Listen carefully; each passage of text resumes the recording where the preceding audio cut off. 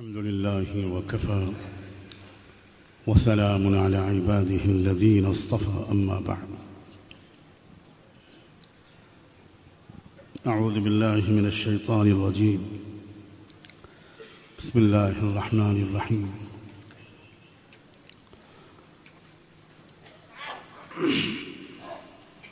وتوبوا إلى الله جميعا أيها المؤمنون لعلكم تفلحون.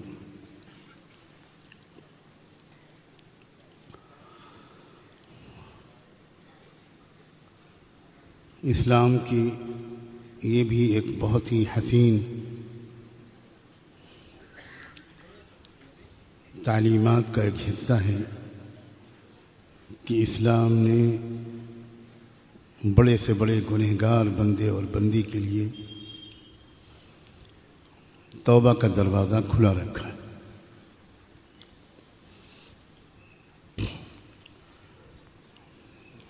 ہم جانتے ہیں کہ کچھ قوموں کا یہ عقیدہ ہے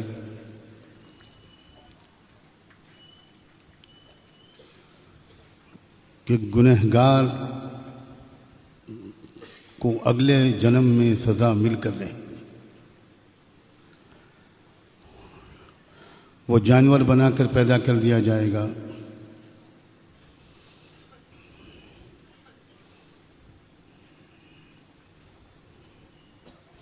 ذلیل اور خوار زندگی اگلے جنم میں گزارے گا، تبھی اس کے پچھلے جنم کے گناہوں کا کفارہ ہو پائے گا. گناہ کی نحوست سے اور ظلمت سے نکلنے کا کوئی راستہ اگلے جنم کی سزا کے علاوہ نہیں.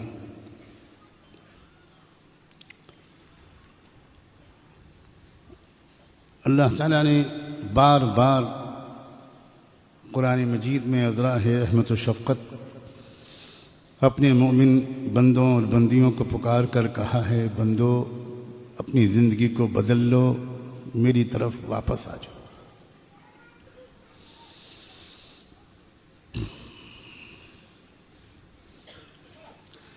جو آیت میں نے ابھی پڑھی تھی اس میں بھی اللہ تعالیٰ نے اپنے سب ایمان والے بندوں سے یہ کہا ہے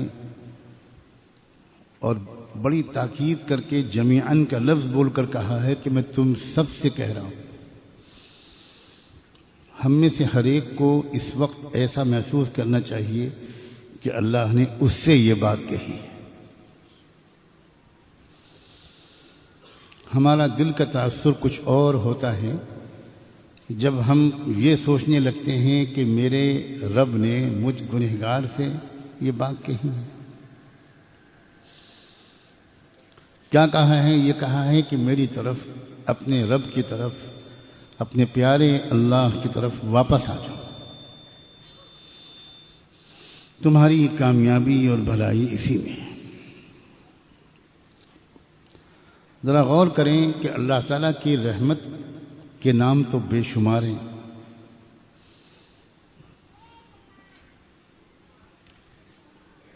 لیکن اللہ تعالیٰ کا عذاب دینے والے رب کے معنی رکھنے والا اللہ کا ایک بھی نام نہیں.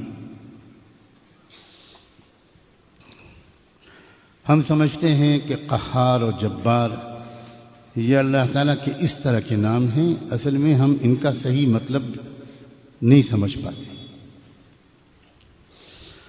قہار کہتے ہیں کہ بلند و غالب ذات کو جس کی مرضی کے خلاف کوئی کچھ نہ کر سکتا ہے نہ کہہ سکتا ہے. جبار کہتے ہیں جوڑنے والا. عربی میں جبر کے معنی ایک یہ بھی ہوتے ہیں یا جابر العظم الکثیر، اے ٹوٹی ہڈی کا جوڑنے والا.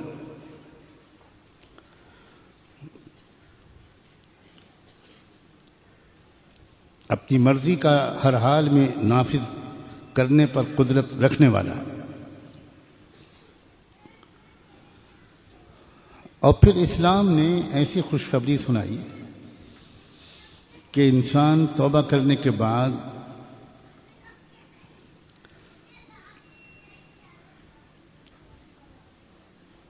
زندگی کو بدل لینے کا فیصلہ کر لینے کے بعد اور قدم اٹھا لینے کے بعد یہ سوچ سوچ کر ہلاک نہ ہو کہ میں نے تو بہت دیر سے فیصلہ کیا، اس سے پہلے والے جو میرے گناہ تھے ان کا کیا ہوگا۔ یہ احساس بھی ایک حساس انسان کو توبہ کرنے کے بعد بھی بے چین رکھ سکتا ہے، مگر قربان جائیں اس اللہ کی شفقت و رحمت کے جس نے اس بارے میں بھی اپنے گنہگار بندے اور بندی کو تسلی دینا ضروری سمجھا، تو اپنے نبی کے ذریعے سے اس شرمندہ گنہگار کو یہ پیغام بھجوایا کہ التائب من الذنب کمن لا ذنب لہ، کہ جو شخص گناہ کرنے کے بعد توبہ کر کے زندگی بدل ڈالے وہ ویسے ہی ہو جاتا ہے جیسا کہ وہ شخص جس نے کبھی کوئی گناہ کیے ہی نہیں۔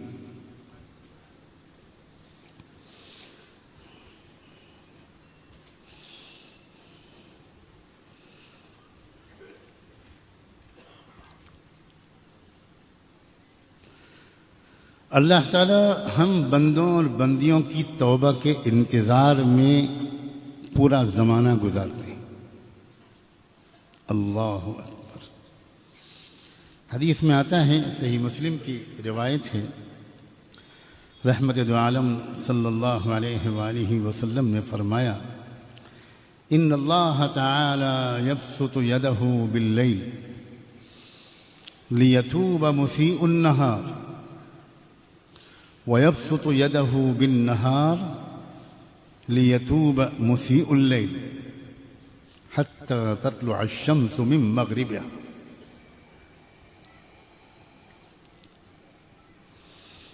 جب تک سورج پچھم سے نکلے گا نہیں،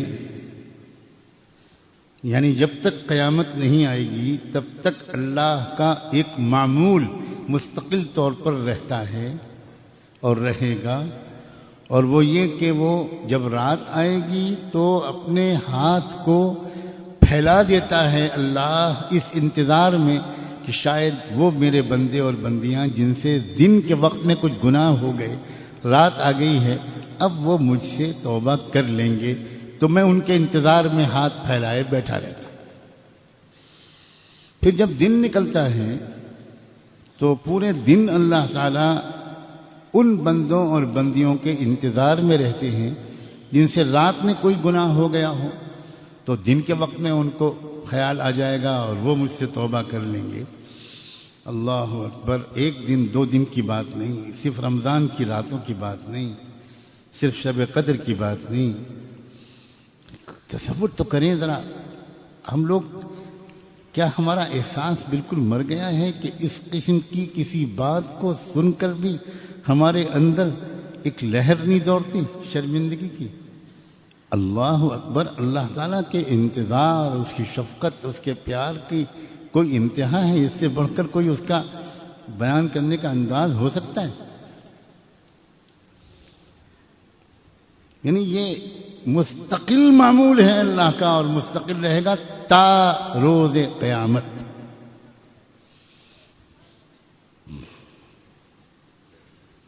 اتنا انتظار تو کوئی ماں باپ بھی اپنے نافرمان اولاد کا نہیں کر سکتے۔ 2-4 مہینے، سال 2 سال رو کر یاد کر کے وہ بھی بھلا دیتے۔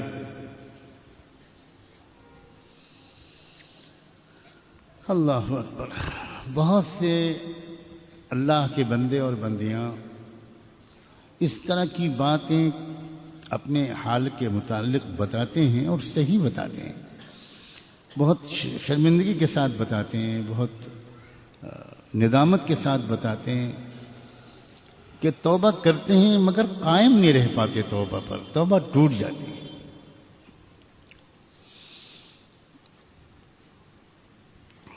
ایک بات تو یہ اچھی طرح سمجھیں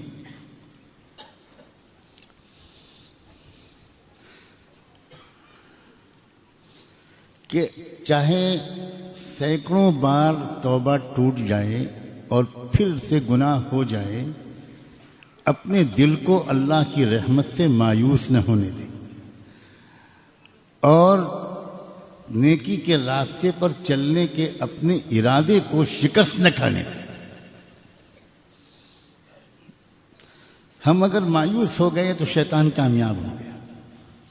وہ یہی تو چاہتا ہے کہ میں بار بار اس سے گناہ کراؤں گا، یہاں تک کہ پھر اس کے اندر اس کی ہمت ہی پست ہو جائے گی، اور یہ سوچے گا کہ میری قسمت میں یہ نیکی اور تقوی کا راستہ ہے ہی نہیں، چھوڑو ہٹاؤ۔ یہ نہ ہونے دینا، بار بار گناہ ہو جائے، پھر تم کو خیال آئے تو بار بار توبہ کرنا، اور پھر غلطی ہو جائے پھر توبہ کرنا، پھر غلطی ہو جائے پھر معافی مانگنا۔ تم معافی مانگتے مانگتے تھک سکتے ہو، تمہارا کریم رب معاف کرتے کرتے کبھی نہیں تھکے گا، کبھی نہیں تھکے گا۔ گزشتہ مجلس میں بھی شاید میں نے وہ بات یاد دلائی تھی جو اللہ نے اپنے محبوب رحمت دو عالم صلی اللہ علیہ وسلم کے ذریعے اس طرح ہم تک پہنچوائی کہ فرمایا اس بات کو میرے ہی طرف سے میرے بندوں بندیوں تک پہنچانا۔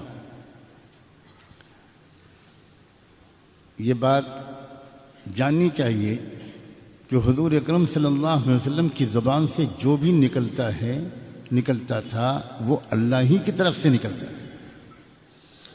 وما ينطق عن الهوى ان هو الا وحی یوحى۔ آپ جو فرماتے ہیں وہ اللہ تعالیٰ کی اشارے کے بنیاد پر فرماتے ہیں، اس لیے آپ کی ہر حدیث دراصل اللہ ہی کا پیغام ہوتی ہے جو آپ کی زبان سے آپ کے الفاظ میں امتیوں تک آپ پہنچایا کرتے تھے۔ لیکن کچھ حدیثیں ہیں جن کو حدیث قدسی کہا جاتا ہے، ان میں اور عام حدیثوں میں فرق یہ ہے کہ وہاں حضور اکرم صلی اللہ علیہ وسلم اس بات کو اپنی طرف منسوب کر کے یا اپنی نصیحت کے طور پر نہیں فرماتے، بلکہ یہ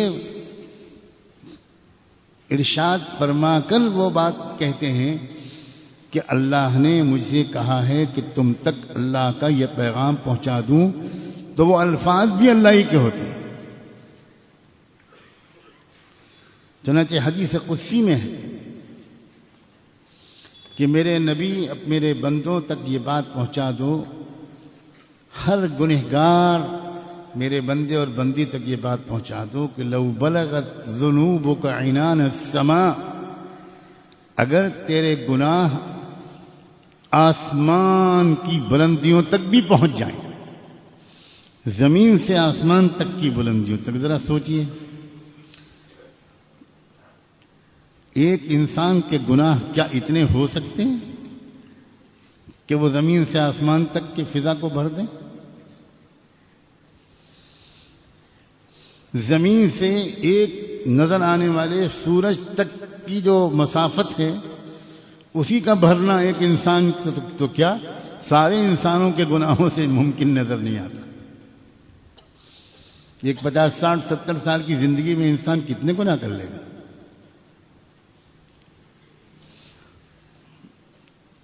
آسمانوں کی بلندیوں تک ساری دنیا کے تمام انسان اور جن مل کر بھی اگر ان کے گناہ بھی ہوں تو بھی آسمانوں تک نہیں پہنچیں گے۔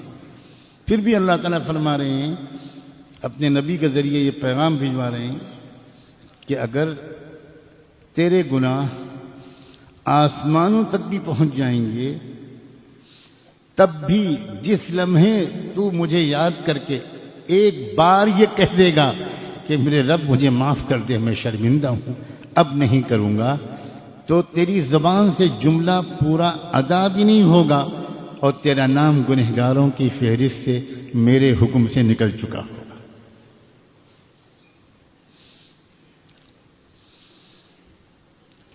اپنے آپ کو روکنے کی مشق کرنی ہے ہم کو۔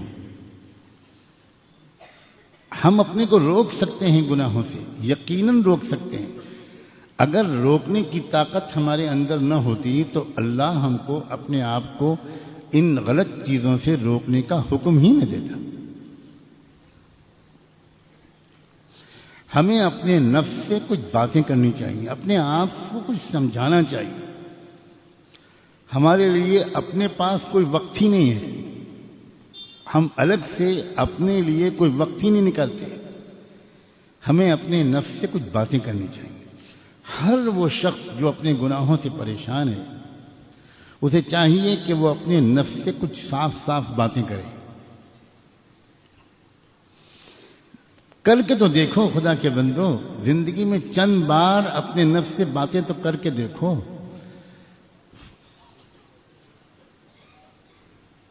یا نفس تو بھی قبل ان تموت، اے نفس بس اب باز آ جا، اب باز آ جا، اب یہ گناہ کروانا مجھ سے چھوڑ دے۔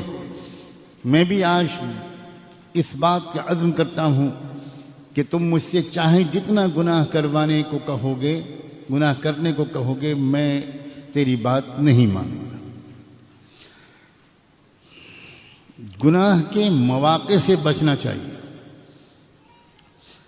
مختلف حضرات جو ملاقاتوں میں جو اپنے احوال بھیجتے ہیں، احوال بتاتے ہیں، فون پر کہتے ہیں، خط کے ذریعے لکھتے ہیں، یا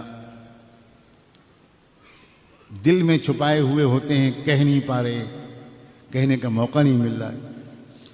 ان سب کو چاہیے کہ وہ اس مجلس کی گفتگو کو اپنے حال کے سلسلے میں جواب کے طور پر سنیں۔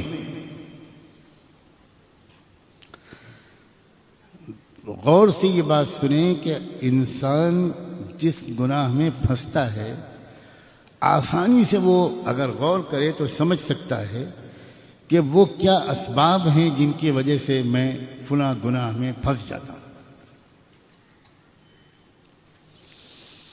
کچھ گناہ وہ ہوتے ہیں، میرے نوجوان عزیز غور سے سنیں، کچھ گناہ وہ ہوتے ہیں جو تنہائی کی وجہ سے انسان جن میں مبتلا ہوتا ہے۔ وہ گناہ دوسروں کے سامنے وہ نہیں کر سکتا، وہ تنہائی ہی میں اس کے اوپر ایسا ایک جنون طاری ہوتا ہے کہ وہ ایسے گناہ کر بیٹھتا ہے جس سے اس کی صحت بھی خراب ہوتی ہے، آگے چل کر زندگی میں اس کو بہت شرمندہ ہونا پڑتا ہے، اس کی شادی شدہ زندگی کامیابی سے نہیں گزر سکتی، وہ بیچارہ اپنی بیوی کو سے آنکھ میں آنکھ ملا کے بات نہیں کر سکتا۔ ایسے گناہ انسان سے تنہائی ہی میں ہوتے ہیں، اور نوجوانوں سے کثرت سے ہو رہے ہیں اس دور میں۔ ایسے لوگوں کو چاہیے کہ وہ ایک بات تو یہ اپنی زندگی کا وظیفہ بنائیں کہ ایسی تنہائی سے اپنے کو بچائیں۔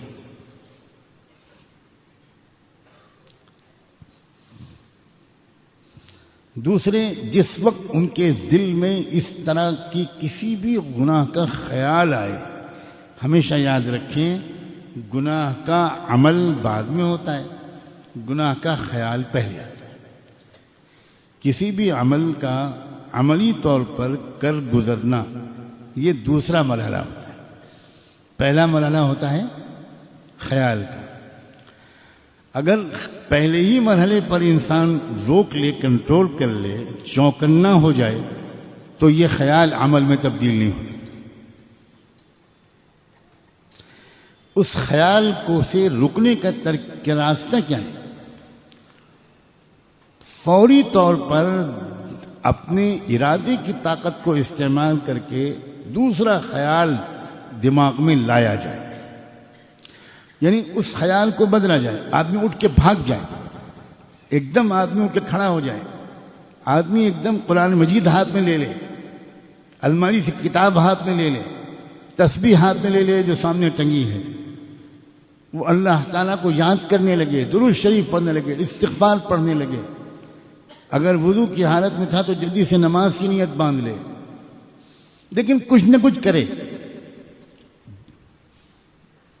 اسی خیال میں انسان ڈوبا رہے، اسی خیال میں لگا رہے، دیر تک اسی خیال کے بارے میں سوچتا رہے اور پھر یہ تمنا کرے کہ وہ عمل مجھ سے سرزد نہ ہو، یہ انسان کی فطرت کے خلاف ہے۔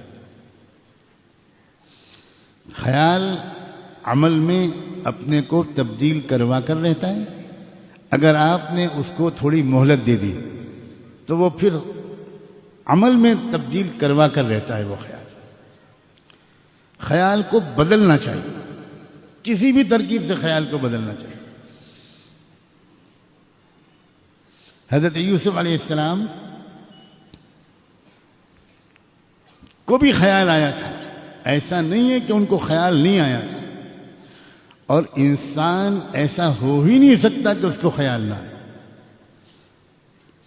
لیکن یوسف علیہ السلام نے فوری طور پر فوراً اپنے خیال کو منتقل کیا اللہ کی پکڑ کی طرف، اللہ کی قدرت اور رحمت کی طرف، اور معاذ اللہ کہتے ہوئے بھاگے۔ یعنی انسان اپنی حالت کو بدلے، اپنی حیت کو بدلے، لیٹا ہوا ہے تو بیٹھ جائیں، بیٹھا ہوا ہے کھڑا ہو جائیں، بھاگے، نکلے باہر، اپنی جگہ بدلے، پوزیشن بدلے، مقام بدلے۔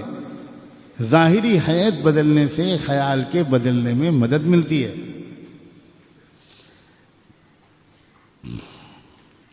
کوئی یہ ساری ترکیبیں نہ کرے تو اس کا مطلب ہے کہ اس کے اندر اس گناہ سے بچنے کا جو ارادہ ہے وہی پورا پکا نہیں ہے، وہی سچا نہیں ہے۔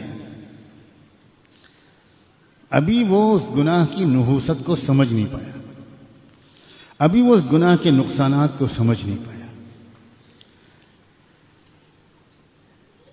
عزیز نوجوانوں کو پوری دنیا میں اللہ یہ سمجھنے کی توفیق دے کہ زندگی کا سب سے قیمتی حصہ ہے جوانی۔ بننا ہوتا ہے جن انسانوں کو وہ جوانی ہی میں بنتے ہیں، بگڑنا ہوتا ہے جن کو وہ جوانی ہی میں بگڑتے ہیں۔ اگر یہ حصہ زندگی کا، اسی میں وہ صحت ہوتی ہے، اسی میں وہ قوت ہوتی ہے کہ انسان اس میں زیادہ سے زیادہ نیک اعمال کر سکتا ہے۔ بڑھاپے کی معذوریاں، مجبوریاں یہ تو تبھی معلوم ہوتی ہیں انسان کو جب خود بڑھاپا اس کے اوپر حاوی ہو جاتا ہے۔ اب اگر اس عمر کے اس منزل کو انسان نے گزار دیا ان گناہوں میں، تو سوائے اس کے کہ اس نے اپنے آپ کو ایک دیمک لگوا لی اور اس نے اپنی صحت کو بھی تباہ کیا، چہرے کا نور بھی ختم ہو گیا، دماغ کی یادداشت بھی ختم ہو گئی، فیصلہ کرنے کی طاقت بھی جاتی رہی، صحیح غلط میں فرق کرنے کی استعداد بھی کمزور پڑ جاتی ہے، تو اپنے نفس کو سمجھائیں اور اس معاملے میں یعنی ترک معاصی کے معاملے میں، گناہوں کے چھوڑنے کے معاملے میں سنجیدہ بنے۔ یہ جملہ حساس آدمی کے لیے بہت کافی ہے۔ جو انسان یہ کہتا ہے کہ مجھ سے گناہ چھوٹتے نہیں، شاید اس نے اپنے گناہوں کے چھوڑنے کا سچا ارادہ ہی نہیں کیا۔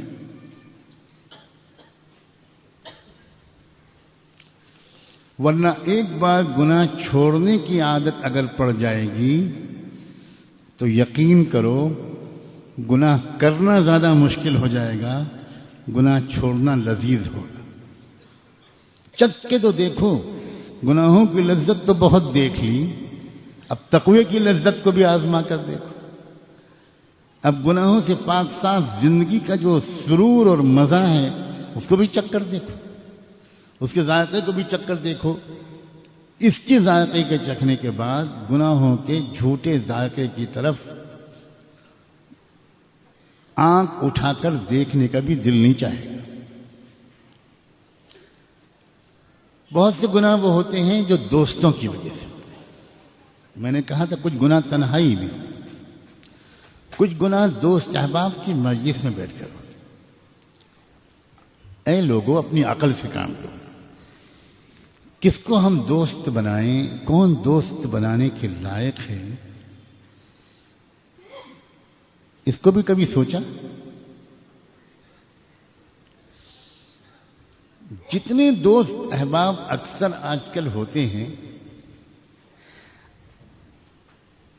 یہ وہ ہوتے ہیں کہ جن کو انسان نے سوچے سمجھے بغیر دوست بنائے.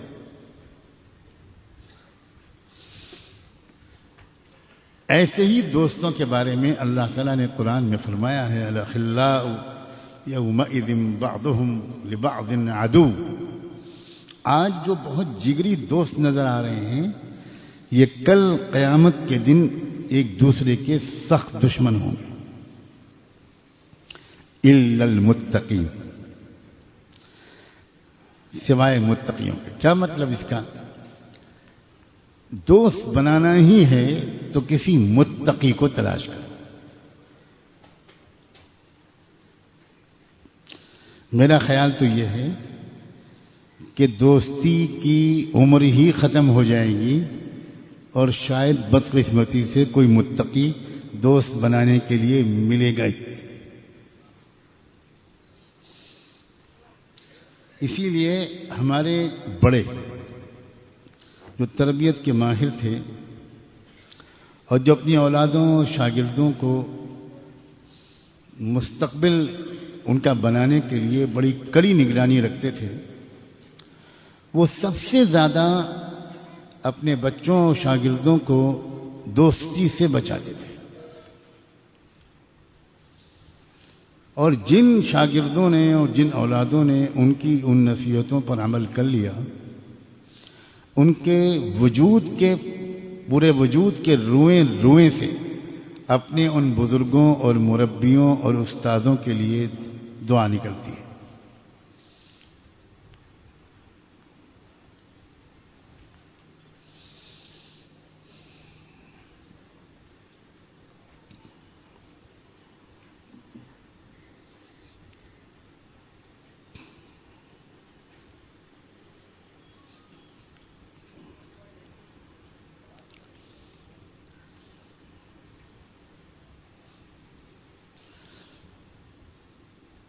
بعض والدین ایسے ہوتے ہیں سمجھدار،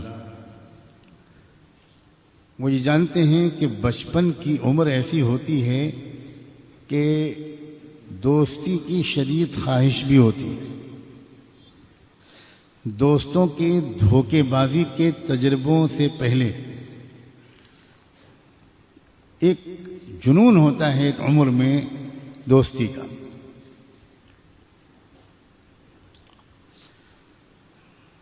بعض والدین اتنے سمجھدار ہوتے ہیں یا ہوتے تھے، اب تو شاید نہیں ہوتے، کہ جو اپنی اولاد سے یہ کہتے تھے کہ دیکھو تمہارے جو کلاس کے جتنے ساتھی ہیں، تمہارے ہاسٹل کے جتنے ساتھی ہیں،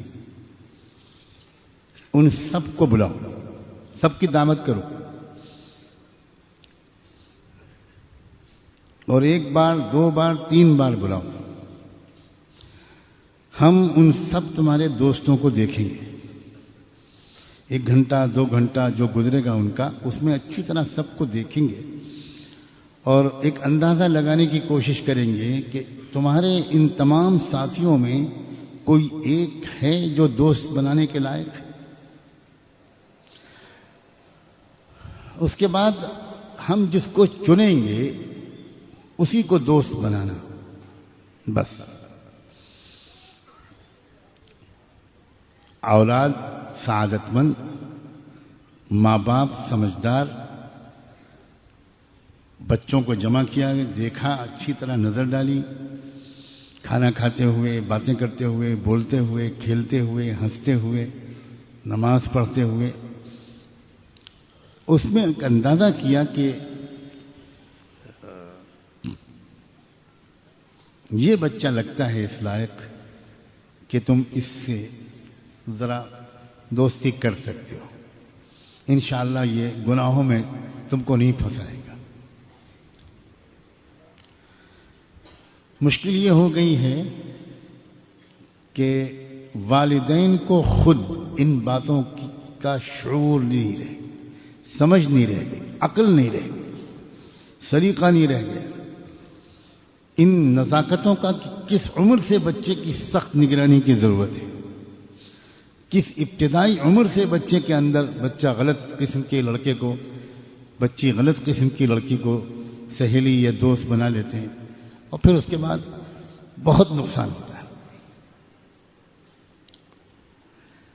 ہمارے حضرت فرمایا کرتے ہیں، نوجوانوں نگاہ ڈالو اپنے دوستوں پر اور ان کے لیے دعا کرتے ہوئے سب کو چھوڑ دو، اللہ کو دوست بنا لو، اللہ کو دوست بنا لو.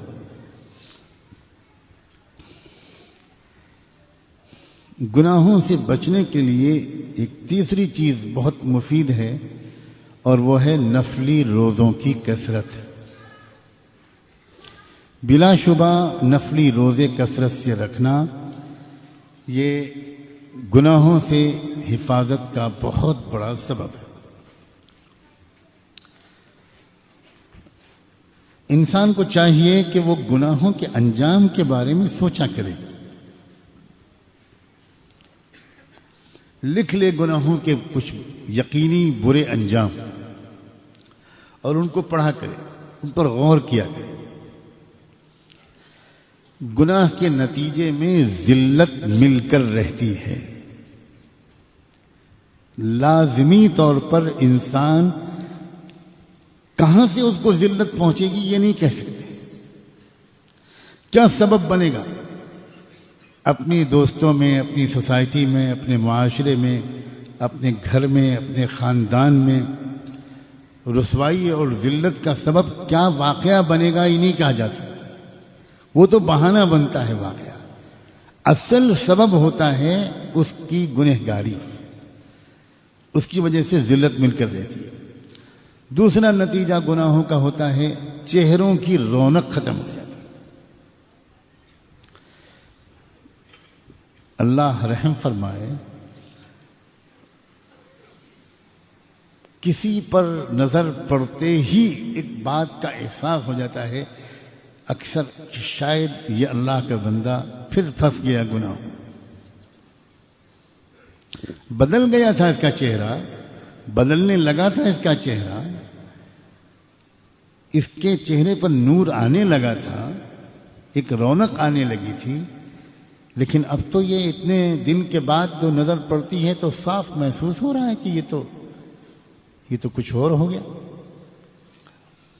دل میں انسان کی نظر پڑتی ہے، وہ انسان چپ کے دعا مانگتا ہے کہ اللہ کرے میرا خیال غلط ہو، میں کیوں کسی سے بدگمان ہوں، اور اللہ اس کو بھی اور مجھ کو بھی اللہ گناہوں سے بچا لیجئے، بچانے والے تو آپ ہیں. اور تھوڑی دیر نہیں گزرتی کہ وہ انسان اپنا حال بتانے لگتا ہے رو رو کر کے میں 2 قدم آگے بڑھا تھا اور 50 قدم پیچھے چلا گیا. تیسرا نتیجہ یہ نکلتا ہے گناہوں کا کہ دل کے اندر ایک ظلمت چھا جاتی ہے، بالکل سیاہ دل. اللہ رحم. عزیزوں، دل کی تاریکی اتنی خطرناک چیز ہے کہ جس کا دل مکمل تاریک ہو جائے گا اسے مرتے وقت کلمہ نصیب نہیں ہو سکتا. مرتے وقت کا جو کلمہ ہوتا ہے یہ دل کے اندر سے نکلتا ہے، اور جب دل پر ظلمت چھا جاتی ہے تو اس ظلمت کی وجہ سے دل کلمے کا سگنل زبان تک بھیج ہی نہیں سکتا، سب ختم ہو جاتا ہے. چوتھی بات یہ ہوتی ہے گناہوں کے نتیجے میں کہ گناہوں میں ڈوبا ہوا انسان اپنے دشمن سے مقابلے میں کمزور اور بزدل ثابت ہوتا ہے. ہمت اس کے اندر جواب دی جاتی ہے. ایک بہادری، ایک شجاعت جو انسان کو اللہ تعالیٰ فطری طور پر دیتے ہیں وہ بھی ختم ہو جاتی ہے. پانچواں نتیجہ یہ نکلتا ہے کہ گھر کے اندر، اپنے گھر کے اندر انسان اپنے قریبی رشتہ داروں اور اپنے نیئر اور ڈیئر لوگوں کی محبت سے محروم ہو جاتا ہے، نگاہوں سے گر جاتا ہے انسان. کیا ہو جاتا ہے اللہ جانے، کیا سبب بنتا ہے؟ اہل خانہ کے مابین ان کے درمیان محبت کی کمی ہو جاتی ہے. اللہ اکبر. اور ایک بات تو ایسی کہ شاید اللہ رحم فرمائے، انسان کو اپنے وجود سے نفرت ہونے لگتی، اپنے آپ سے وحشت ہونے لگتی. یہ جو خودکشیاں ہوتی ہیں، اس نے خودکشی کر لی، اس نے خودکشی کر لی، اس نے پھانسی لگا لی، اس نے گولی مار لی، یہ اوپر سے کود کے مر گیا، یہ دریا میں کود کے مر گیا، یہ ریل کے انجن کے سامنے کٹ کے مر گیا. لوگ نہیں سمجھتے اس بات کو. یہ دراصل گناہوں کی کثرت کی وجہ سے اس انسان کو اپنے وجود سے نفرت ہو جاتی.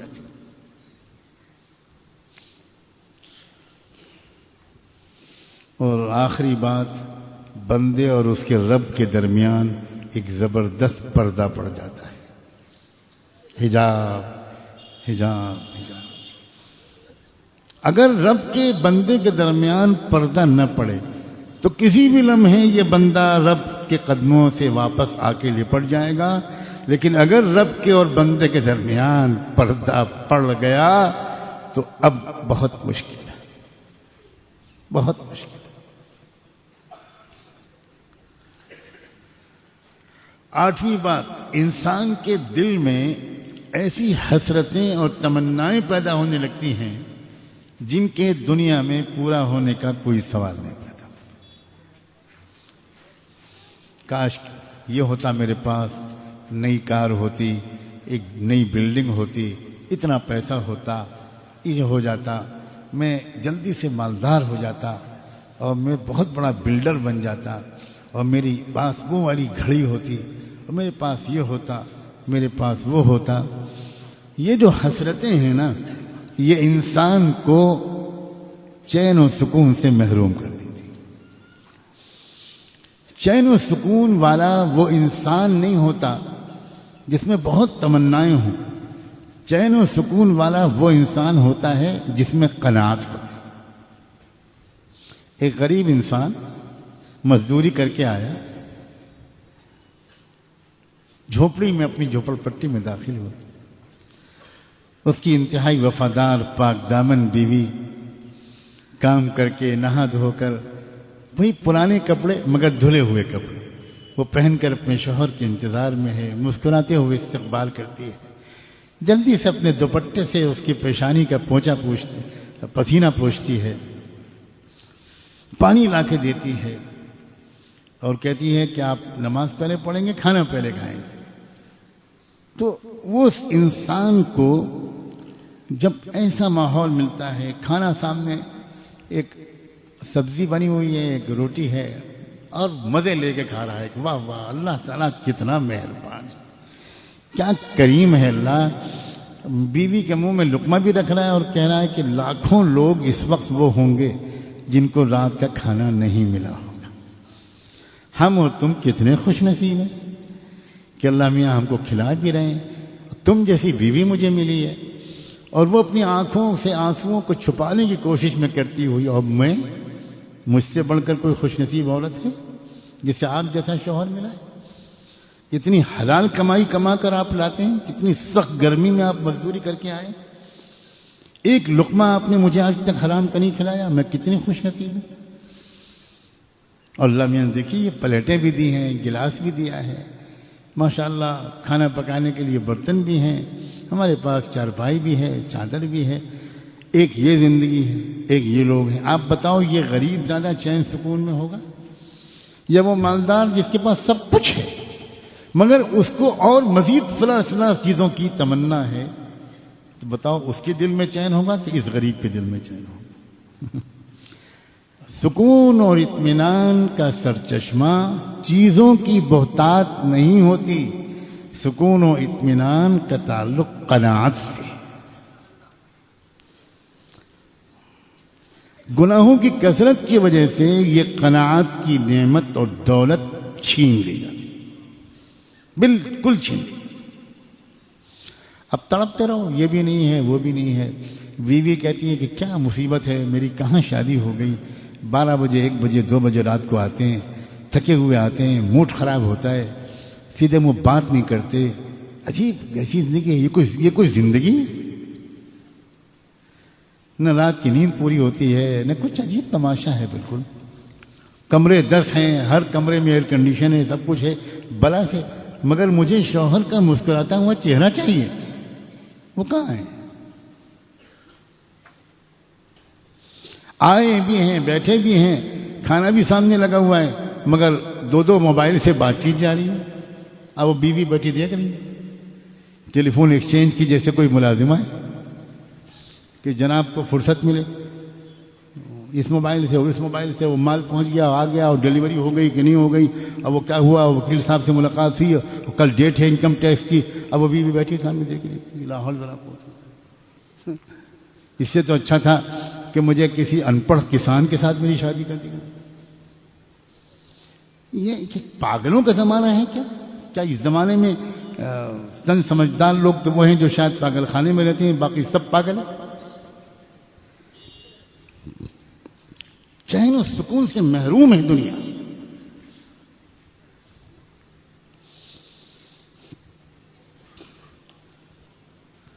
اور نواں نقصان گناہوں کا،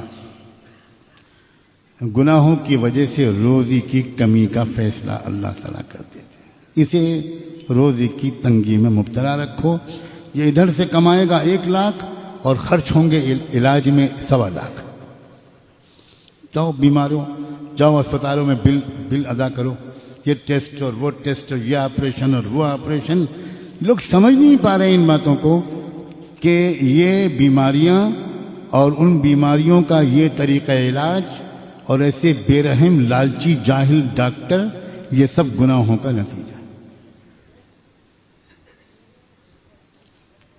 بڑی سے بڑی بیماریوں کو اللہ تعالیٰ معمولی علاج سے دور کر دیا کرتے ہیں، اگر وہ بیماریاں گناہوں کی سزا کے طور پر انسانوں کو نہ ملی ہوں،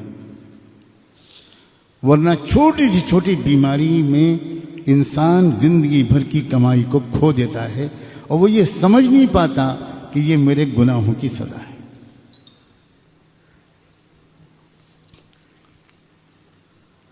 اللہ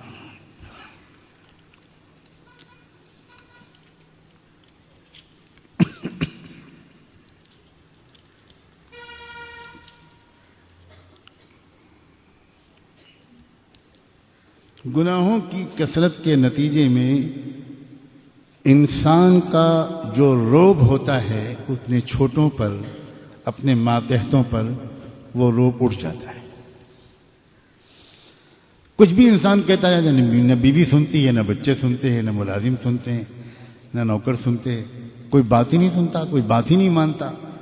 یہ جو انسان کی بے وزنی ہوتی ہے، بے حیثیتی ہوتی ہے، کہ اس کا کوئی وزن ہی نہیں رہتا، اس کا کوئی روب ہی نہیں رہتا اپنے گھر والوں پر، اپنے چھوٹوں پر، ماتحتوں پر، اس بات کو بھی لوگ نہیں سمجھ پاتے، یہ بھی گناہوں کی وجہ سے ہوتا ہے۔ اگر گناہوں سے پاک صاف زندگی ہو تو چاروں طرف کے لوگ ہمتن انتظار میں رہتے ہیں کہ ہمیں کوئی اشارہ ملے اور ہم عمل کریں۔ بیوی، بچے سب بالکل مزاج اور منشا کو سمجھ کر اس کے مطابق زندگی گزارنے کی کوشش کرتے ہیں۔ ہر طرف سے انسان کو چین، راحت ملتی ہے۔ یہ بھی گناہوں کے نتیجے میں ہوتا ہے۔ اور عجیب بات ہے، کوئی کر کے دیکھے، میں تو اکثر یہ ترکیبیں بتانے کی کوشش کرتا ہوں۔ آپ 1 مہینہ 100% گناہوں سے بچ کر گزار لو، 1 مہینہ۔ لوگ ہفتہ مناتے ہیں، آج کل کا طریقہ ہے، کوئی ڈے مناتا ہے، کوئی ٹریفک ویک مناتی ہیں سرکاریں کہ یہ ہفتہ ٹریفک کا ہے، تو ہر طرف ٹریفک کے قاعدے قانون بتائے جاتے ہیں، ہر چوراہے پر لاؤڈ سپیکر لگے ہوتے ہیں اور ٹریفک کے رولز اینڈ ریگولیشنز کا، ان کے ضابطوں کا اعلان کیا جاتا ہے۔ کبھی صحت کا ہفتہ منایا جاتا ہے، کسی خاص بیماری سے حفاظت کا ہفتہ منایا جاتا ہے۔ تو 1 مہینہ گناہوں سے بچنے کا منانا، اور پھر دیکھو اس 1 مہینے کے اندر اپنے گھر کے ماحول میں تبدیلی،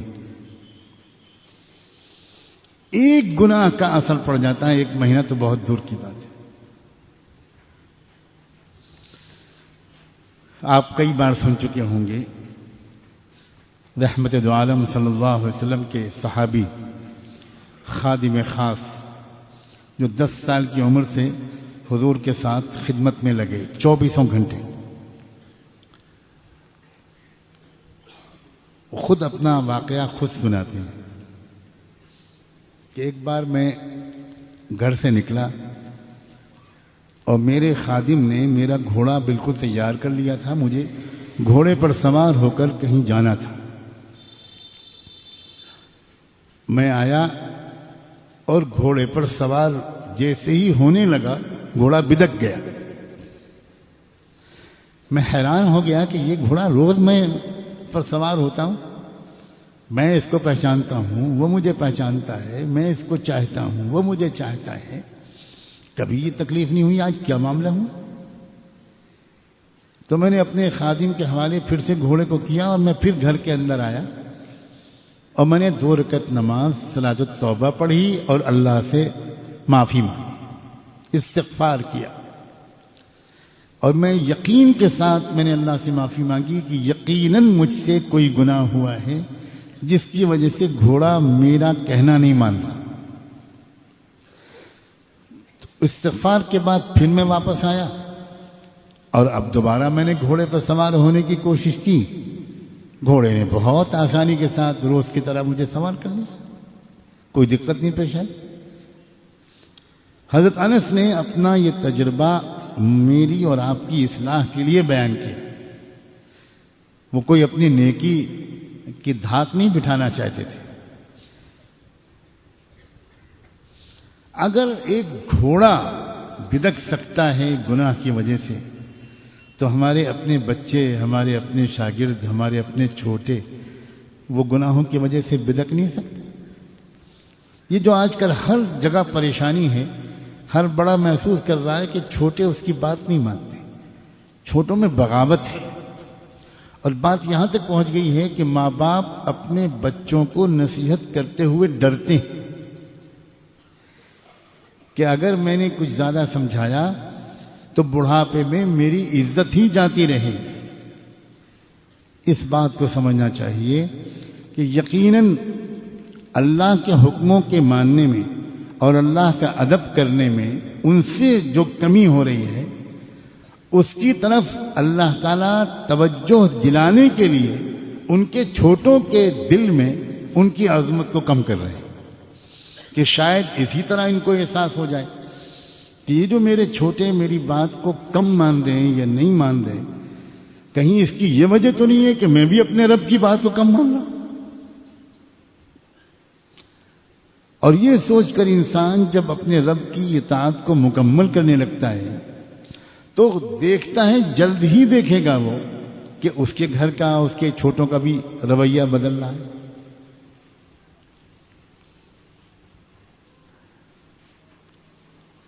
ایک 11واں نتیجہ گناہوں کا یہ نکلتا ہے کہ اللہ کی پناہ انسان پر شیطان مسلط ہو جاتا ہے. تسلط شیطان. کتنے احباب ہیں, دوست ہیں, ساتھی ہیں, اللہ کے بندے ہیں,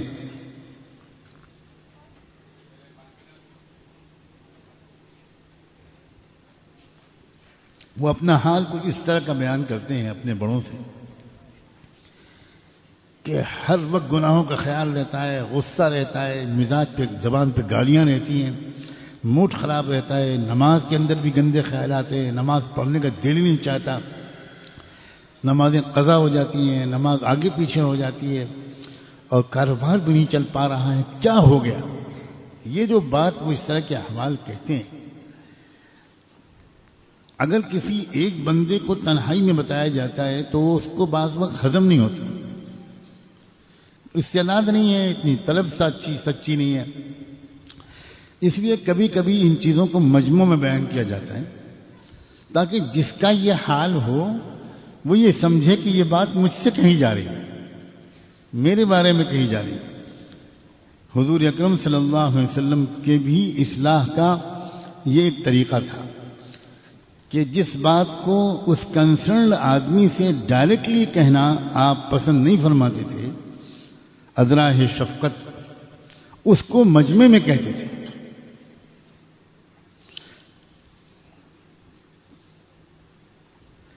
جس شخص کا بھی یہ حال ہو اس کو سمجھنا چاہیے کہ جو وہ بتاتا ہے اس قسم کے حالات جو جس کا میں نے ابھی تذکرہ کیا، یہ علامت ہے اس بات کی کہ دراصل اب مسئلہ وقتی طور پر گناہوں کے جذبے کا اس انسان کے دل میں ڈالنے سے بات بہت آگے بڑھ چکی ہے، اور اب جو بات پہنچ چکی ہے وہ یہ کہ شیطان اس انسان کے وجود کے اندر داخل ہو گیا، مسلط ہو گیا ہے شیطان۔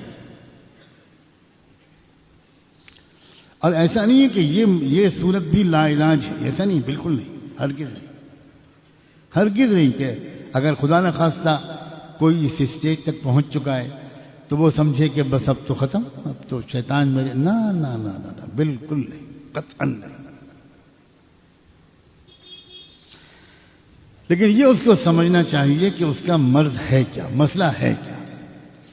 اب ظاہر ہے کہ جب بیماری سنگین ہوتی ہے تو علاج بھی پھر اس کو لمبا کرنا پڑتا ہے، پھر اس کو اسپتال میں داخل ہونا پڑتا ہے، پھر اس کو یعنی زیادہ محنت کرنی پڑتی ہے، زیادہ پرہیز کرنا پڑتا ہے۔ اس لیے ایسے بندے کو کچھ دن کے لیے تو اپنے ماحول کو چھوڑنا ہی پڑے گا، اور ماحول کو چھوڑ کر 24 گھنٹے ہدایات کے مطابق کسی اچھے ماحول میں گزارنا ہی پڑے گا۔ اس کو جو بھی اس کے حال کے مطابق بتایا جائے، کسی کو کہا جائے گا کہ تم روزانہ سورہ بقرہ ایک بار ضرور پڑھو، کسی کو کچھ بتایا جائے گا، کسی کو کچھ بتایا جائے گا، اور اس کی نگرانی کی جائے گی، دیکھا جائے گا کہ شیطان کا وجود اس کے اندر سے نکلنا شروع ہوا کہ نہیں۔ اور ایک وقت آئے گا، کسی کو جلدی بھی آ سکتا ہے، کسی کو زیادہ وقت لگ سکتا ہے، جبکہ شیطان کے وجود سے اس کے وجود کو بالکل نجات مل جائے گی۔ اب آئندہ کے لیے اس کو حفاظت کی تدبیریں بتائی جائیں گی کہ اب دوبارہ ایسا نہ ہو۔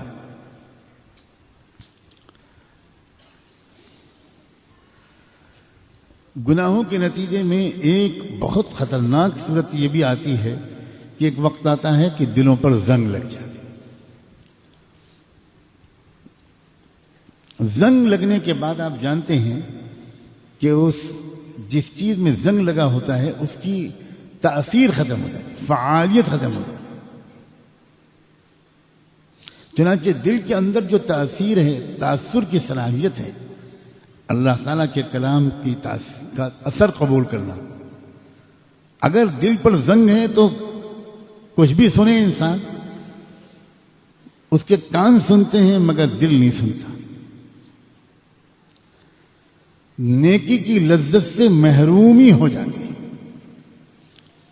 انسان کو نیکیوں میں مزہ نہیں آتا، اللہ رحم فرمائے، نیکیوں سے وحشت ہونے لگتی ہے، علم سے محرومی ہو جاتی ہے، اللہ کی حفاظت سے انسان بالکل محروم ہو جاتا ہے۔ اللہ تعالیٰ ایسے انسان کو نفس و شیطان کے حوالے کر دیتا ہے اور اپنی حفاظت اس بندے سے واپس لے لیتا ہے۔ عمر میں کمی بھی گناہوں کا ایک منحوس نتیجہ ہے۔ یہ گناہوں کے نقصانات کے بارے میں میں نے کچھ باتیں عرض کی آپ حضرات کی خدمت میں۔ اب آخر کیسے ہماری توبہ قبول ہو؟ سب کا دل چاہ رہا ہوگا کہ آج ہم کو اللہ سچی پکی توبہ نصیب فرما۔ توبہ کرنے سے پہلے ہم یہ جانیں کہ توبہ کی قبولیت کی علامتیں کیا ہیں، کیسے ہم کو معلوم ہو کہ ہماری توبہ، یہ والی توبہ قبول ہو گئی۔ ایک تو یاد رکھیں کہ توبہ کے بعد کی زندگی توبہ سے پہلے والی زندگی سے بہتر ہو تو یہ اس بات کی علامت ہوتی ہے کہ توبہ قبول ہوئی۔ دوسری بات، دوبارہ گناہ کی زندگی کی طرف واپس جانے کا ڈر لگا رہے۔ اگر یہ ڈر لگا رہے گا تو انسان احتیاط کرے گا ان تمام اسباب سے جن اسباب کی وجہ سے وہ پہلے گناہوں میں پھنسا تھا۔ تو یہ جو ڈر ہے یہ اس بات کی علامت ہے کہ اس کی یہ توبہ قبول ہوئی تبھی اس کے اندر دوبارہ گنہگاری کی زندگی کی طرف واپسی کا ڈر بیٹھ گیا۔ نمبر 3، طبیعت گناہوں کی طرف راغب ہونا چھوڑ دے گی اور نیک اعمال کا شوق دل میں بڑھنے لگے گا۔ یہ بھی اس بات کی پہچان ہے کہ توبہ قبول ہوئی۔ پھر نیک لوگوں سے بڑی محبت ہونے لگے گی اور بار بار دل چاہے گا کہ ان کی صحبت میں وقت گزرے، ان کی خدمت کا موقع ملے، ان کی زیارت کا موقع ملے۔ انسان کے جب توبہ قبول ہوتی ہے تو اس کے دل کی یہ کیفیت بھی قبولیت توبہ کی ایک علامت بن کر سامنے آتی ہے۔ ایک نوجوان تھا، 20 سال اس نے نیکی کے گزارے۔ میرے عزیز نوجوان بہت غور سے سنیں، 20 سال اس نے نیکی کی گزاری، لیکن پھر ایک عورت کے چکر میں پھنس گیا اور اگلے 30 سال اس نے گناہوں کی زندگی میں گزاری۔ پھر بڑھاپے کے آثار جب نظر آنے لگے، سفید بال وغیرہ، تو اس کو پھر سے فکر پیدا ہوئی کہ یہ میں کہاں چلا گیا، میں بڑھا تھا کس طرف اور پہنچ گیا کہاں۔ تو پھر اب اس نے اپنے اللہ کی طرف واپسی کی اور اللہ تعالیٰ سے اس نے اب اپنے دل کی باتیں کہنی شروع کی۔ اس نے کہا اللہ سے کہ الہی اطعتک 20 سنة ثم عصیتک 30 سنة۔ اللہ 20 سال تو میں نے آپ کی اطاعت والی زندگی گزاری، پھر 30 سال میں گناہوں میں پھنسا رہا، اب میں واپس آنا چاہتا ہوں، کیا آپ مجھے قبول کر لیں گے؟ کیا آپ مجھے اب قبول کر لیں گے؟ مانتا رہا، یہی بات دہراتا رہا، روتا رہا، کہتا رہا، روتا رہا، کہتا رہا۔ اس کو یقین یہ تو تھا کہ ہے رب جو سن رہا ہے، تو وہ اس سے کہتا رہا، نہ جانے گھنٹوں یہی باتیں وہ اللہ سے کہتا رہا۔ اچانک اس کو ایک آواز سنائی پڑی، اس نے توجہ کی اور سننے کی کوشش کی، سمجھنے کی کوشش کی کہ یہ آواز کیا ہے، یہ کوئی کیا کہہ رہا ہے۔ تو اس کو جو پیغام سننے کو ملا وہ پیغام یہ تھا، عبدی احببتنا فاحببناک، میرے بندے تو نے مجھ سے دوستی کی تھی، ہم نے بھی تو اس کو اپنا دوست بنا لیا تھا، ہم بھی تمہارے دوست بن گئے تھے، پھر تم روٹھ گئے تو میں نے بھی توجہ ہٹا لی، لیکن انتظار میں رہا میں۔ اللہ اکبر، اللہ اکبر، کیا ہمارا یہ حال نہیں ہے؟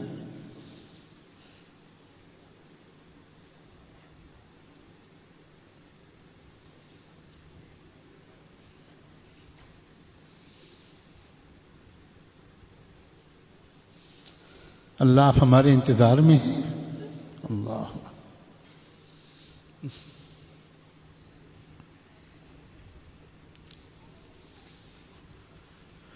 اور پھر تو گناہ پہ گناہ کرتا رہا، پھر بھی میں روٹھا نہیں، میں تو اس سے مایوس نہیں ہوا، میں انتظار ہی میں بیٹھا ہوں، اور آج تو واپسی کی بات کر رہا ہے۔ سن، ہم نے تو اس کو قبول کر لیا، تو آجا واپس۔ فَإِن رَجَعْنَا إِلَيْكَ قَبِلْنَاكَ فَإِن رَجَعْتَ إِلَيْنَا قَبِلْنَاكَ۔ ایک حدیث قدسی کا مضمون ہے، وَيْحَ ابْنِ آدم، کیا ہو گیا ہے آدم کے بیٹے کو، یذنب الذنب ثم یستغفرنی فاغفر لہ، گناہ کرتا ہے، پھر اس کو مجھے یاد آتی ہے، مجھ سے معافی مانگتا ہے، میں معاف کر دیتا ہوں، پھر اس کے بعد گناہ کرنے لگتا ہے، ثم یذنب الذنب فیستغفرنی فاغفر لہ، پھر گناہ کرتا ہے، مگر پھر اس کو میری یاد آتی ہے، پھر معافی مانگتا ہے۔ پھر میں اس کو معاف کر دیتا ہوں. وہی ابن آدم، ابن آدم کو، آدم کی اولاد کو کیا ہوا ہے؟ لا هو يترك الذنب من مخافتي ولا ييأس من مغفرتي. نہ تو وہ میرے خوف کی وجہ سے گناہوں کو ہمیشہ کے لیے چھوڑ پاتا ہے اور نہ وہ میری مغفرت سے مایوس ہوتا ہے. امید بھی ہے اس کو مجھ سے، اس لیے گناہ کے بعد پھر معافی مانگ لیتا ہے. سنو فرشتو، اشہدکم یا ملائکتی انی قد غفرت لہ. اے فرشتوں گواہ رہنا، میں نے اپنے ایسے سب بندوں کو معاف کر دیا.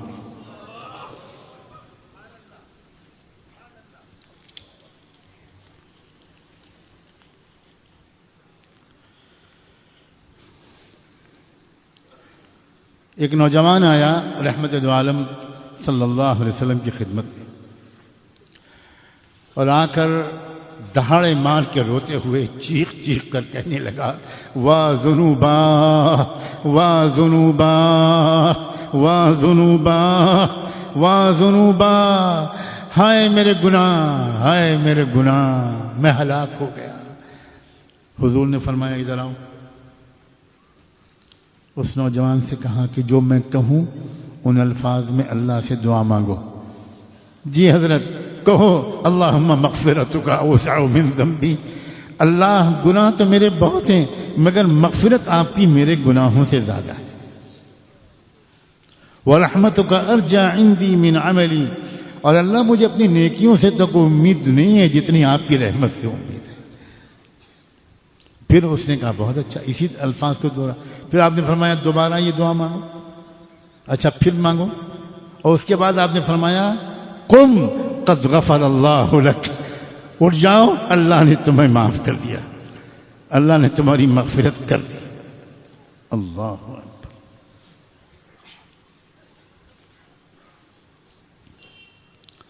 حضرت موسیٰ علیہ السلام نے اللہ سے پوچھا، اللہ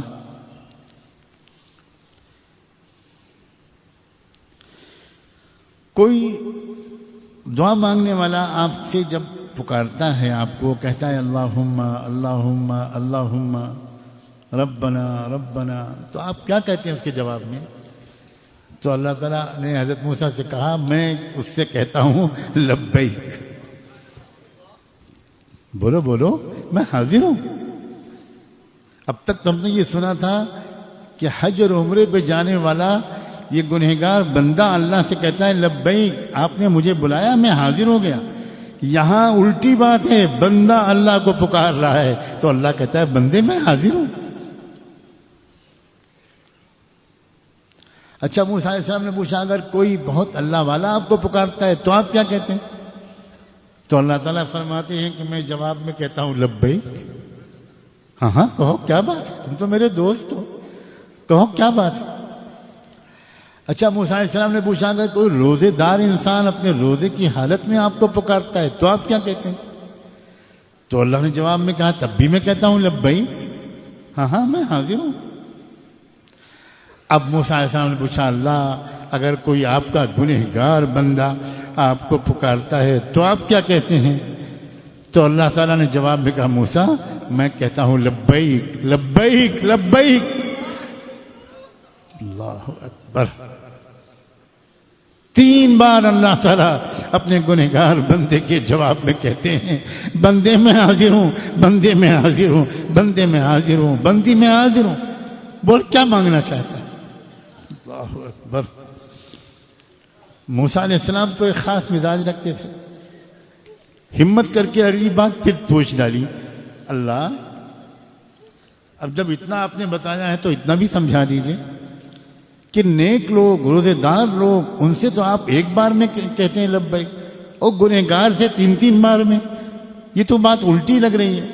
تو اللہ نے فرمایا موسیٰ الٹی نہیں ہے، بات یہ ہے کہ وہ نیک لوگ جب مجھے پکارتے ہیں تو ان کے ذہن میں کچھ نہ کچھ ان کی نیکیاں بھی ہوتی ہیں جن سے ان کو امید ہوتی ہے، مگر یہ میرا گنہگار بندہ جب مجھے پکارتا ہے تو میری رحمت کی سوا اس کو کسی چیز سے امید نہیں.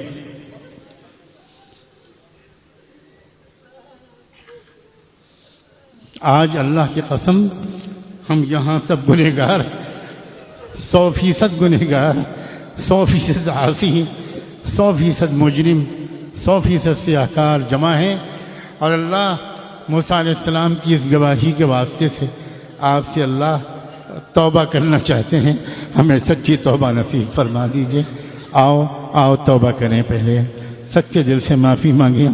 سبحان اللہ و بحمدہ، سبحانک اللہم و بحمدک، نشہد ان لا الہ الا انت، نستغفرک و نتوب الیک، نستغفرک و نتوب الیک، نستغفرک و نتوب الیک، نستغفرک و نتوب الیک، نستغفرک و نتوب الیک، نستغفرک و نتوب الیک، نستغفرک و نتوب الیک، نستغفرک و نتوب الیک، نستغفرک و نتوب الیک، نستغفرک و نتوب الیک، نستغفرک و نتوب الیک، نستغفرک و نتوب الیک، نستغفرک و نتوب الیک، نستغفرک و نتوب الیک، نستغفرک و نتوب الیک، نستغفرک و نتوب الیک۔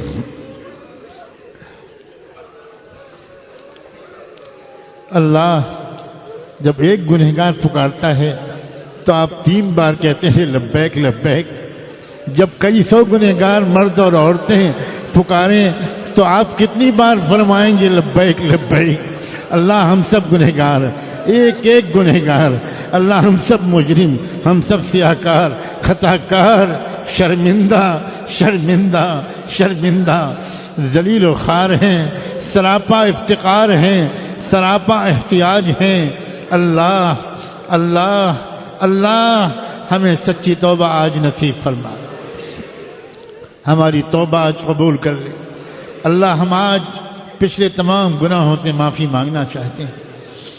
اللہ بالغ ہونے کے بعد سے اب تک کروڑوں گناہ کر ڈالے، اللہ کوئی گنتی نہیں، اللہ کوئی شمار ہی نہیں، اللہ اللہ اللہ اللہ اللہ ہم اس نوجوان کی طرح پکارتے ہوئے آئے ہیں، وا ذنوبا وا ذنوبا وا ذنوبا وا ذنوبا وا ذنوبا وا ذنوبا۔ اللہ ہماری یہ چیخ و پکار، ہماری یہ آہ و کرا اپنے نبی کے دربار تک پہنچا دیجیے، اپنے نبی کے دربار تک پہنچا دیجیے، اپنے نبی کے دربار تک پہنچا دیجیے۔ اور جس طرح انہوں نے اس وقت اس نوجوان سے کہا تھا یہ دعا مانگو، اللہ ہم آپ سے انہی لفظوں میں مانگتے ہیں، اللہم ان مغفرتک اوسع من ذنوبنا، اللہم ان مغفرتک اوسع من ذنوبنا ورحمتک ارجا عندنا من عملنا، ورحمتک ارجا عندنا من عملنا۔ مانا کہ ہمارے گناہ بہت ہیں مگر آپ کی مغفرت تو ان سے زیادہ ہے۔ اللہ آج جس طرح آپ نے اللہ اس وقت آپ نے جس طرح اپنے نبی سے بتایا تھا، حدیث قدسی میں یہ کہا تھا کہ ویح ابن آدم، عجب معاملہ ہے آدم کی اولاد کا، یہ گناہ کرتے ہیں پھر مجھ سے معافی مانگتے ہیں، پھر گناہ کرنے لگتے ہیں، پھر معافی مانگتے ہیں۔ اور یہ نہ تو اتنا خوف ان کے دل میں میرا آتا ہے کہ یہ مستقل گناہ چھوڑ دیں، مگر اس کے باوجود یہ میری رحمت سے مایوس بھی نہیں ہوتے۔ اللہ ایسے بندوں کے بارے میں آپ نے یہ کہا تھا کہ فرشتوں گواہ رہنا میں نے معاف کر دیا۔ اللہ ہم سب ایسے ہی یہاں جمع ہیں، ہم سب ایسے ہی یہاں جمع ہیں۔ آج بھی آپ فرشتوں کو گواہ بنا کر کہہ دیجئے اشہدکم یا ملائکتی انی قد غفرت لہم، اشہدکم یا ملائکتی انی قد غفرت لہم، اشہدکم یا ملائکتی انی قد غفرت لہم۔ آج معاف کر دیجئے اللہ، ایسی توبہ عطا کر دیجئے کہ اب گناہ نہ ہو۔ اللہ کب ملے گا تقویٰ؟ اللہ بڑھاپا آ گیا، اصلاح نہ ہوئی، ہماری اصلاح کب ہوگی؟ اللہ کب ہوگی؟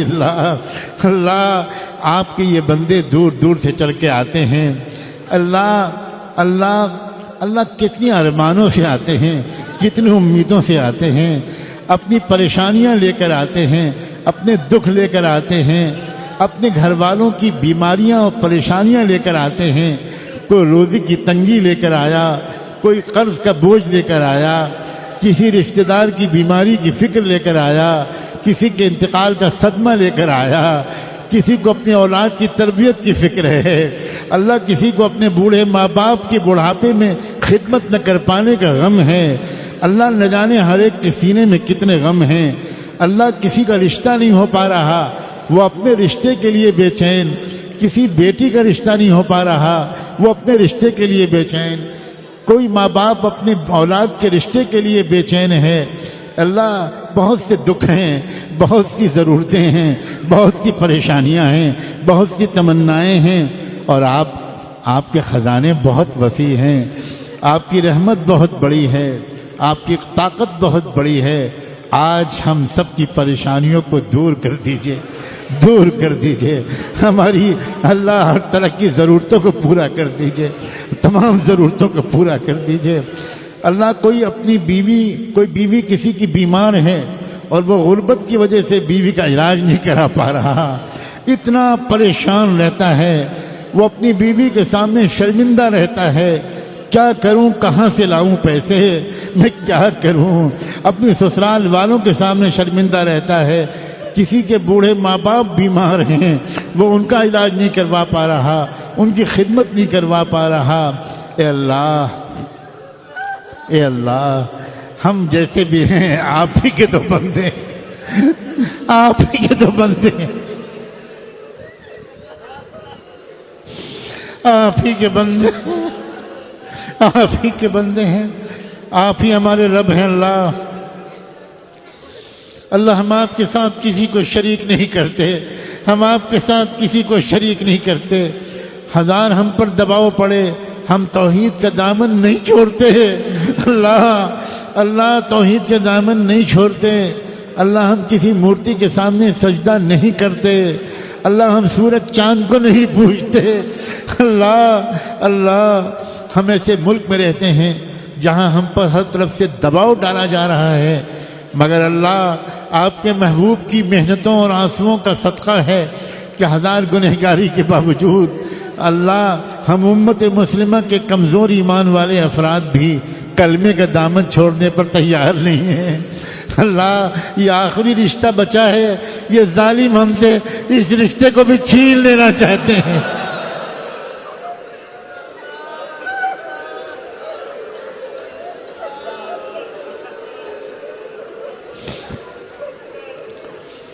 اللہ مدینے والے آقا کی محبت اللہ جو بچی ہے ہمارے دلوں میں، یہ اس کو بھی ہمارے دلوں سے نکال لینا چاہتے ہیں۔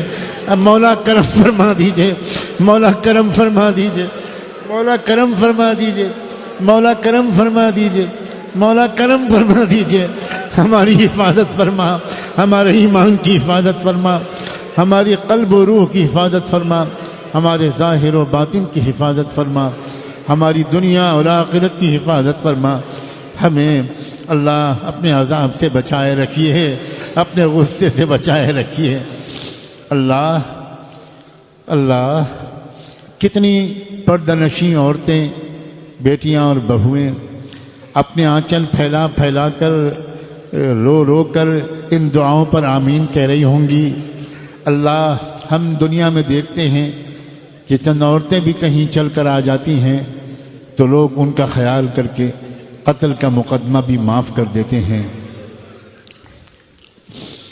اللہ اگر ہمارا نہیں تو اپنی ان بندیوں کے آنسوؤں ہی کا خیال کر کے آج ہم سب کی دعاؤں کو قبول فرما لیجئے، ہم سب کی دعاؤں کو قبول کر لیجئے۔ ہر بچی کو پاک دامن رکھیے، ہماری بیٹیوں کی عزتیں خطرے میں ہیں، وہ ہماری بچیوں کی عزتیں خطرے میں ہیں۔ کالجوں یونیورسٹیوں کا ماحول خراب، اسکولوں کا ماحول خراب، بازاروں کا ماحول خراب، گھروں کا ماحول خراب، جائیں تو کہاں جائیں۔ اے رب کریم، اے رب کریم، خاص طور پر آپ کی محبوب امت کے، آپ کے محبوب کی امت کے نوجوانوں کے پر نظر کرم فرما۔ اللہ ہمارے نوجوان ہاتھ سے نکلے جا رہے ہیں، اللہ ان نوجوانوں کو بچا لیجئے، ان نوجوانوں کو بچا لیجئے، ان نوجوانوں کو بچا لیجئے۔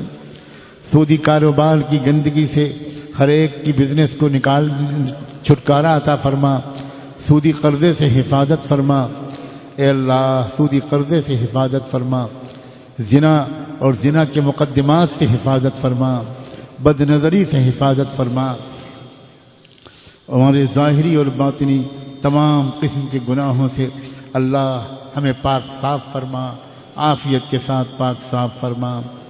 اللہ ہمارے تمام بڑوں، تمام اکابرین کی حفاظت فرما، بیماریوں سے، معذوریوں سے، نظر بد سے، سحر سے، آسیب سے اور باطل والوں کے حملوں سے ہمارے تمام اہل اللہ کی حفاظت فرما، اکابرین کی حفاظت فرما، مدارس و مکاتب کی حفاظت فرما، دین کی عمومی محنتوں کی حفاظت فرما۔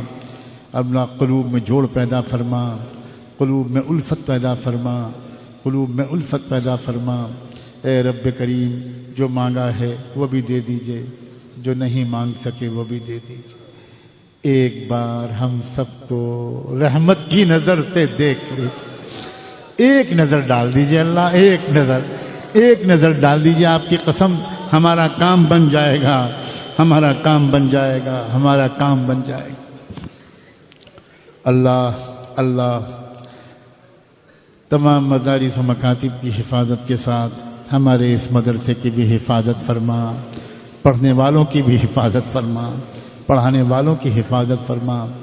جتنے ادارے یہاں چل رہے ہیں اللہ ان کی ضروریات کو پورا فرما، مخلص اور باصلاحیت افراد عطا فرما، پاکیزہ بابرکت وسائل عطا فرما، پاکیزہ و بابرکت وسائل عطا فرما۔ اللہ اپنے بندوں کے دلوں میں مصارف خیر پر خرچ کرنے کا حوصلہ عطا فرما، خوب دل کھول کر خرچ کرنے کی توفیق عطا فرما، جان و مال میں برکت نصیب فرما، کاروبار میں، صحت میں برکت نصیب فرما۔ آپ کے بہت سے بندوں اور بندیوں نے ہمارے بڑوں سے اور ان بڑوں کے طفیل ہم چھوٹوں سے دعاؤں کے لیے کہا، لکھا یا کہنا لکھنا چاہتے تھے، نہیں کر سکے۔ اللہ ان سب کی دعاؤں کو قبول فرما، ان سب کے مقاصد کو پورا فرما، ان کی جائز تمناؤں کی تکمیل کی شکلیں میسر فرما۔ اے اللہ ایک التجا بس آخر میں اور ہے، ہم سب کی طرف سے رحمت دو عالم صلی اللہ علیہ وآلہ وسلم کی خدمت اقدس میں ہم سب کی طرف سے، ہم سب گنہگاروں کے نام لے کر اللہ نام لے کر حضور کی خدمت میں ہماری طرف سے درود و سلام بھجوا دیجیے۔ اللہ ہم اپنی اوقات جانتے ہیں، اس دربار میں اپنے نام کے تذکرے کی ضد کرنا یہ تو کوئی اچھی بات نہیں ہے، مگر اللہ اپنے جی کی خواہش کو دبا بھی نہیں پا رہے۔ امید ہے اس دربار میں ہمارا نام لے لیا جائے گا اور سلام پہنچ جائے گا اور ادھر سے جواب مل جائے گا، تو اللہ جب ادھر سے جواب ملے گا اسی لمحے ہماری قسمت میں سلامتی لکھ دی جائے گی، ان کی دعا تو ٹل ہی نہیں سکتی۔ اللہ ایک بار ہمارا سلام پہنچوا دیجئے، اور اللہ ہمیں بھی اپنے نیک بندوں کے ساتھ اپنے در کی حاضری نصیب فرما، اپنے محبوب کے روضے اطہر کی زیارت نصیب فرما، اپنے محبوب کے روضے کی جالیوں کے سامنے کھڑے ہو کر اور قدمین شریفین میں بیٹھ کر عرض مناجات، عرض درود و سلام کی توفیق عطا فرما۔ کب وہ دن آئے گا کہ ہم بھی گنبد خضرا کو دیکھیں گے، ہم بھی خانہ کعبہ کا دیدار کریں گے، ہم بھی حجر اسود کو چومیں گے، ہم بھی طواف کریں گے، ہم بھی صفا مروہ کے چکر لگائیں گے، ہم بھی عرفات اور مزدلفہ اور مینا پہنچیں گے، ہم بھی لبیک لبیک کے ترانے پڑھیں گے۔ اللہ آپ صرف امیروں کے رب تو نہیں ہیں، آپ غریبوں کے بھی تو رب ہیں، آپ ہم غریبوں کے بھی تو رب ہیں، آپ ہم غریبوں کے بھی تو رب ہیں، اللہ ہم غریبوں کے بھی تو رب ہیں۔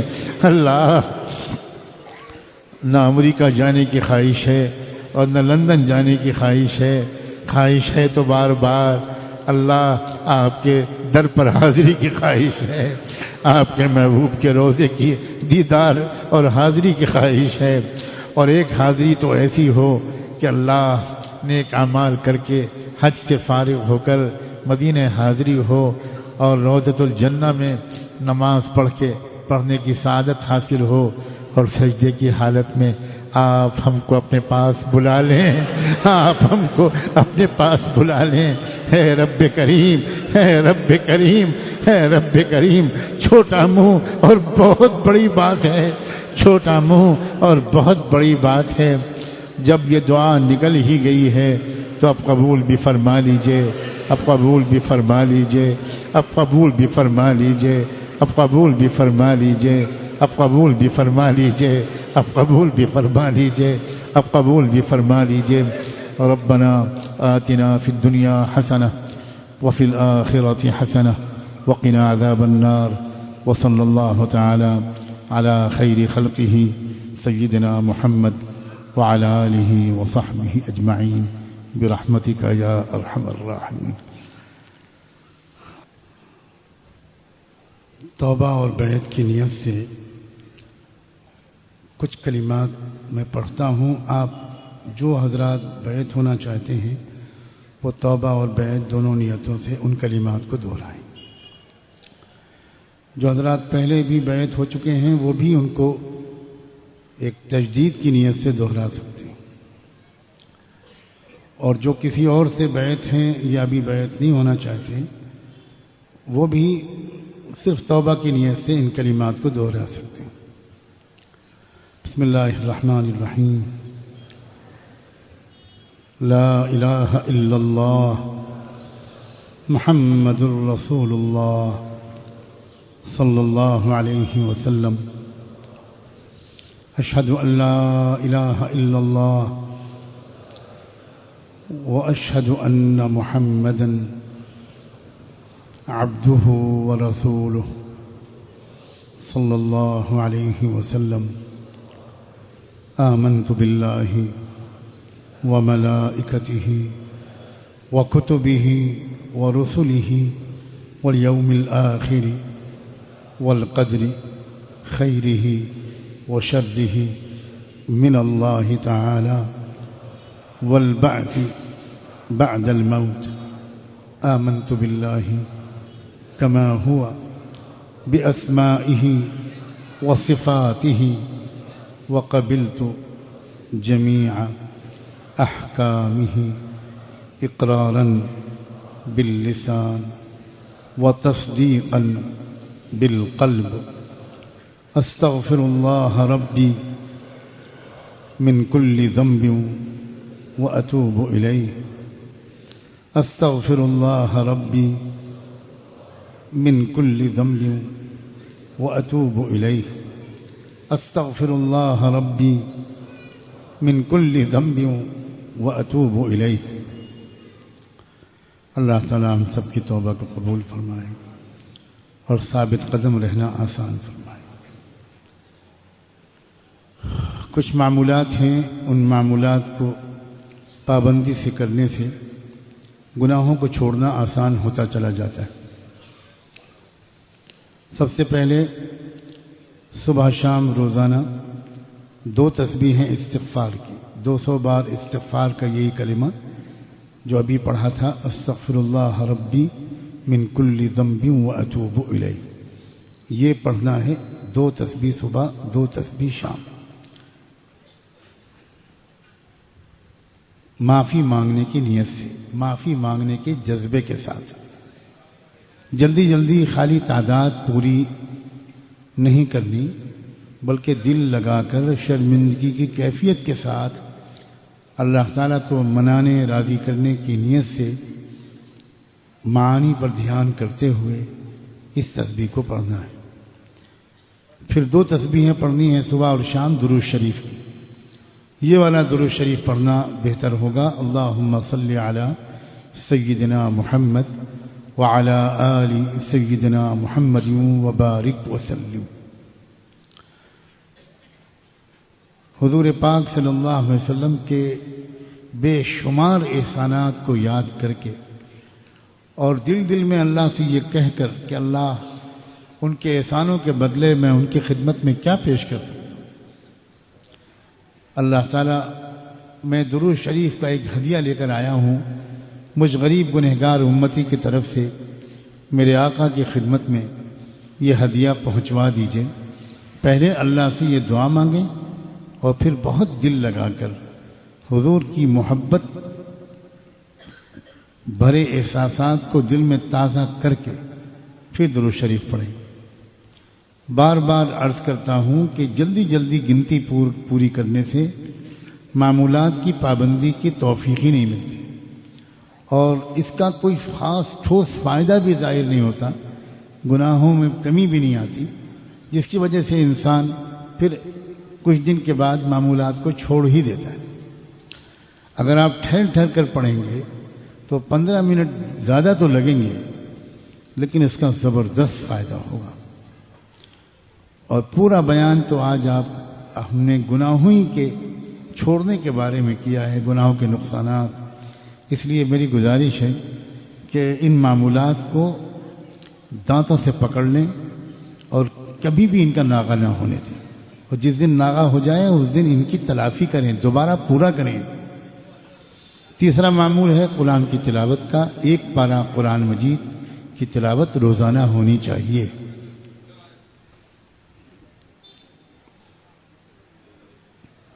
اگر 1 پارہ ایک ہی وقت میں نہیں پڑھ سکتے تو آدھا ہی پارہ پڑھ لیں، پھر دوسرے وقت میں آدھا پارہ پڑھ کر 1 پارہ پورا کر لیں، لیکن دن میں کم سے کم 1 پارہ ہونا چاہیے۔ اور تلاوت بھی جب کریں تو پہلے ایک نیت کریں، 1-2 منٹ سوچیں اور اللہ سے دعا مانگیں کہ اللہ یہ آپ کے کلام کی تلاوت میں اس لیے کرنے جا رہا ہوں تاکہ اس کی برکت سے میرا دل پاک صاف ہو جائے۔ انشاءاللہ جب آپ اس طرح کریں گے تو آپ کو تلاوت میں پابندی کی عادت بھی پڑے گی اور اس کا فائدہ بھی محسوس ہوگا۔ اور چوتھی چیز ہے مراقبہ، یعنی دل سے اللہ کو یاد کرنے کی مشق کرنا۔ ان تینوں معمولات سے فارغ ہونے کے بعد آپ اللہ تعالیٰ سے کی طرف متوجہ ہو کر اللہ سے یہ دعا مانگیں کہ اللہ میرے دل پر اپنی رحمت کی نظر ڈال دیجیے، میرے دل میں اپنی رحمت اتار دیجیے۔ 1-2 منٹ 3 منٹ یہ دعا اپنی زبان میں اللہ سے مانگیں اور پھر فوراً یہ محسوس کرنا شروع کریں، چاہے بالکل بتکلف، کہ میرے دل پر اللہ کی رحمت آ رہی ہے، میرے دل میں سما رہی ہے، میرے دل کی تمام گندگیاں دور ہو رہی ہیں اور میرا دل خوشی اور شکر کے جذبے سے کہہ رہا ہے اللہ اللہ اللہ اللہ اللہ اللہ۔ زبان سے کچھ کہنا بالکل نہیں ہے، صرف سر جھکا لیجئے، آنکھیں بند کر لیجئے، دماغ کی پوری توجہ دل کی طرف لگا کر یہ محسوس کیجئے، تصور کیجئے، امیجن کیجئے کہ دل کے اندر سے آواز آ رہی ہے اللہ اللہ اللہ اللہ۔ چند دنوں کے بعد، اور ہو سکتا ہے شروع میں، آپ کو اپنے دل کی طرف سے ایک نئی قسم کی حرکت محسوس ہو جو عام دل کی دھڑکن سے بہت زیادہ تیز ہوتی ہے، وہ الگ ہے اور بہت دھیان سے سننے میں صاف نظر آتا ہے کہ دل آپ کا کہنے لگا اللہ اللہ اللہ اللہ اللہ اللہ۔ اور جب دل سے اللہ اللہ کی آواز آتی ہے تو میں نہیں سمجھتا کہ اس سے زیادہ لذیذ تجربہ دنیا میں اور کوئی ہوتا ہے۔ اور اصل مسئلہ لذت کا بھی نہیں ہے، اصل مسئلہ یہ ہے کہ اس کے مستقل طور پر کرنے سے یقینی طور پر گناہ چھوٹتے ہیں۔ یعنی کبھی کبھی تو بعض حضرات کا دل چاہتا ہے کہ وہ قسم کھا لیں کہ یہ ہو ہی نہیں سکتا کہ کوئی شخص پابندی سے اللہ کا ذکر کرے، مراقبہ کرے اور اس کی زندگی میں گناہ کم ہونا شروع نہ ہو جائے، یہ ہو ہی نہیں سکتا۔ بد نظری کا گناہ بالکل عام ہے، ہر شخص اس میں پھنسا ہوا ہے۔ آپ یقین مانیں اگر آپ نے لگاتار پابندی کے ساتھ صبح شام مراقبہ کیا اس طریقے پر جو میں نے ابھی بتایا تو آپ چند دنوں کے اندر بد نظری کے گناہ کے اندر کمی محسوس کر لیں اور ایک وقت آئے گا کہ پھر انشاءاللہ بالکل ہی چھٹکارا مل جائے گا۔ اللہ تعالیٰ پابندی کی توفیق عطا فرمائے۔